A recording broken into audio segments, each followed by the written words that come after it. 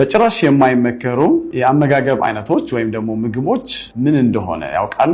ሰላም ጤና ይስጥልኝ። ኤፍሮም ነኝ ከዴልቲ ማርያም ወርቅ ሆስፒታል የስነ ምግብ ባለሙያ። በጭራሽ ለጤናችን የማይመከሩ አመጋገቦች ውስጥ የመጀመሪያው ፕሮሰስ የተደረጉ ምግቦች ወይም ደግሞ ጃንክ ምግቦች ናቸው። እነዚህ ለምሳሌ እንደ ፒዛ እና በርገር በፍጹም የማይመከሩ ምግቦች ናቸው። ሁለተኛ የታሸጉ ምግቦች ናቸው። የታሸጉ ምግቦች እንዲሁም በውስጣቸው ፕሪዘርቫቲቭ ስላላቸው እንዲሁም በፍጹም የማይመከሩ ምግቦች ናቸው። በሶስተኛ ደረጃ በዘይት የተጠበሱ ምግቦች ለምሳሌ እንደ ሳምቡሳ እና ቺፕስ የመሳሰሉ ምግቦች በውስጣቸው ባለው ትራንስፋት ምክንያት በፍጹም ለጤናችን የማይመከር የአመጋገብ አይነት ነው። በአራተኛ ደረጃ የለስላሳና ፍሩት ፍሌቨር ድሪንክ፣ እነዚህም በውስጣቸው በያዙት ከፍተኛ የሆነ የስኳር መጠንና ፕሪዘርቫቲቭ የምንለው ወይም የማቆያ ይዘት ያላቸው መጠጦች በፍጹም ለጤናችን የማይመከሩ ናቸው። በአምስተኛ ደረጃ የአልኮል መጠጥ ነው። የአልኮል መጠጥ እንዲሁ ለማንኛውም ሰው